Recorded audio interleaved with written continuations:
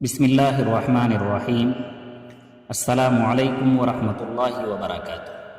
محترم دوستو، اسلامی کیلنڈر کا پہلا مہینہ محرم ہے۔ جس طرح عیسوی و انگریزی سال جنوری سے شروع ہوتا ہے، اسی طرح اسلامی سال کا آغاز محرم سے ہوتا ہے۔ اسلامی سال کو ہجری اور قمری سال بھی کہتے ہیں۔ آج جب کہ میں اپنی یہ باتیں ریکارڈ کر رہا ہوں، نئے اسلامی سال 1442 ہجری کی دوسری تاریخ یعنی 2 محرم ہے۔ اللہ تعالیٰ سے دعا ہے کہ یہ نیا سال ہم سب کے لیے خوشیوں سے بھرا ہو۔ آج کی اس ویڈیو میں ہم بہت مختصر وقت میں یہ جانیں گے کہ اسلامی و ہجری کیلنڈر کی شروعات کب اور کیسے ہوئی۔ تو آئیے ویڈیو شروع کرتے ہیں۔ اسلام سے پہلے صرف عیسوی سال اور مہینوں سے تاریخ لکھی جاتی تھی، اور اسلام کے شروعاتی دور میں مسلمانوں میں عام طور پر تاریخ لکھنے کا دستور نہیں تھا۔ سن 17 ہجری میں حضرت عمر رضی اللہ عنہ کی خلافت کے زمانے میں صحابی رسول حضرت ابو موسیٰ اشعری رضی اللہ عنہ نے حضرت عمر رضی اللہ عنہ کو خط لکھا کہ آپ کی طرف سے حکومت کے مختلف علاقوں میں خطوط یعنی لیٹرز بھیجے جاتے ہیں، لیکن ان پر تاریخ نہیں ہوتی، حالانکہ تاریخ لکھنے میں بے شمار فائدے ہیں اور اس سے ریکارڈ محفوظ رکھنے میں کافی سہولت ہوتی ہے۔ آپ نے خط کب لکھا، کس دن روانہ کیا، کب پہنچا، کس دن حکم جاری ہوا، کس دن اور کس وقت سے اس پر عمل شروع ہوا، ان سب باتوں کے جاننے اور سمجھنے میں مدد ملتی ہے۔ حضرت عمر رضی اللہ عنہ کو حضرت ابو موسیٰ اشعری رضی اللہ عنہ کی یہ بات بہت پسند آئی، اور آپ نے تاریخ متعین کرنے کے بارے میں مشورے کے لیے بڑے بڑے صحابہ رضی اللہ عنہ کی ایک میٹنگ بلائی۔ اس میٹنگ میں تاریخ کے سلسلے میں مشورہ دینے والے صحابہ کی طرف سے 4 قسم کی رائے سامنے آئی۔ ایک جماعت نے مشورہ دیا کہ حضور صلی اللہ علیہ وسلم کی پیدائش کے سال سے اسلامی سال کا آغاز ہو۔ دوسری جماعت کی یہ رائے تھی کہ نبوت کے سال سے، یعنی جس سال آپ صلی اللہ علیہ وسلم نبی بنائے گئے، اس سال سے اسلامی سال کا آغاز ہو۔ تیسری جماعت نے یہ رائے دی کہ ہجرت سے اسلامی سال کا آغاز ہو، اور چوتھی جماعت کی رائے تھی کہ آپ صلی اللہ علیہ وسلم کی وفات سے اسلامی سال کا آغاز ہو۔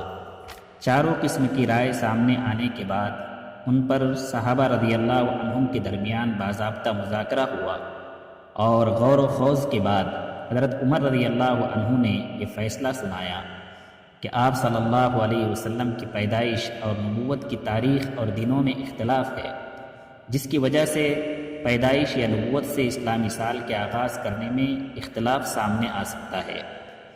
نیز اس میں عیسائیوں کے ساتھ مشابہت بھی ہے کہ ان کی تاریخ حضرت عیسیٰ علیہ السلام کی ولادت سے شروع ہوتی ہے، اور آپ صلی اللہ علیہ وسلم کی وفات سے شروع کرنا اس لیے مناسب نہیں ہے کہ آپ کی وفات کا سال مسلمانوں کے لیے رنج و غم اور صدمے کا سال ہے۔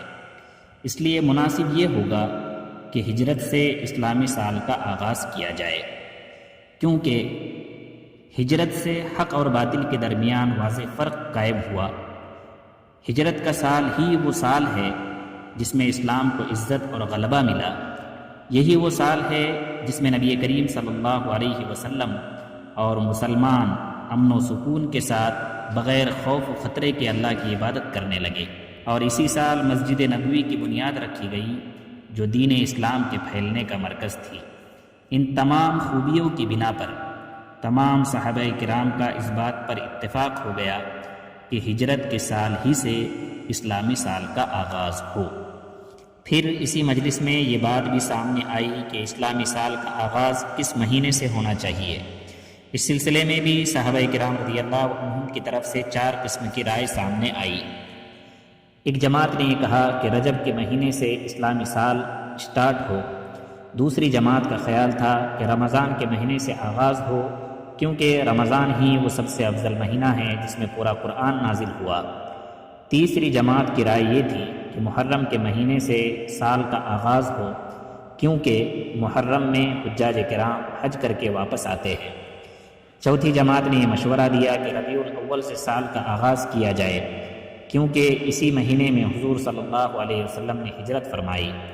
شروع ربیع الاول میں آپ مکہ سے روانہ ہوئے اور 8 ربیع الاول کو قبا پہنچ گئے، جو مدینے سے قریب ایک آبادی ہے جہاں اس وقت انصار کے بہت سے خاندان آباد تھے۔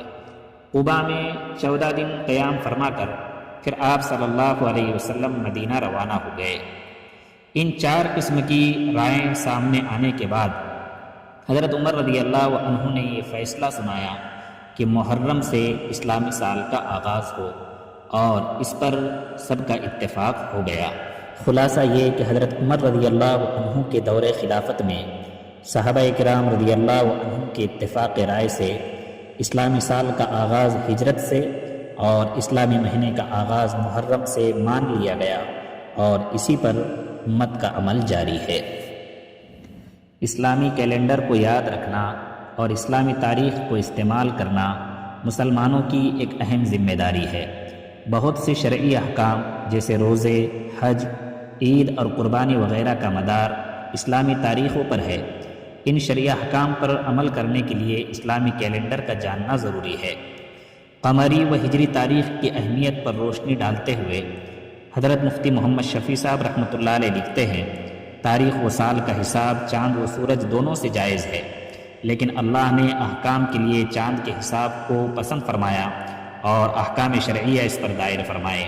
اس لیے قمری یعنی ہجری حساب کا محفوظ رکھنا فرض کفایہ ہے۔ اگر ساری امت قمری حساب چھوڑ کر اس کو بھلا دے تو سب گنہگار ہوں گے۔ عیسوی و انگریزی مہینوں کے نام تو ہم سب کو بلکہ ہمارے چھوٹے چھوٹے بچوں کو بھی یاد ہوتے ہیں، مگر اسلامی مہینوں کے نام عام طور پر لوگ یاد نہیں رکھتے۔ حالانکہ انگریزی مہینوں کی طرح اسلامی مہینوں کے نام بھی ہر مسلمان کو یاد ہونا چاہیے۔ اسلامی مہینوں کے نام یہ ہے: محرم، صفر، ربیع الاول، ربیع الثانی، جمادی الاول، جمادی الثانی، رجب، شعبان، رمضان، شوال، ذوالقعدہ اور ذوالحجہ۔ اردو، ہندی اور انگریزی تینوں حروف میں اسلامی مہینوں کی یہ نام آپ کی اسکرین پر نظر آ رہے ہیں۔ آپ اپنے موبائل سے اسکرین شاٹ لے کر انہیں آسانی سے یاد کر سکتے ہیں۔ کشکول اردو کے نام سے ایک بہت اچھی ایپ ہے جس کو ڈاؤن لوڈ کر کے آپ انگریزی تاریخ کی طرح اپنے موبائل کے ہوم اسکرین پر اسلامی تاریخ بھی سیٹ کر سکتے ہیں۔ مثال کے طور پر آپ میرے موبائل کے ہوم اسکرین کی یہ فوٹو دیکھ سکتے ہیں۔ اس ایپ کی لنک میں نے ڈسکرپشن میں ڈال دی ہے۔ لنک پر جا کر آپ گوگل پلے اسٹور سے اس ایپ کو آسانی سے ڈاؤن لوڈ کر سکتے ہیں۔ آج کے لیے بس اتنا ہی۔ السلام علیکم۔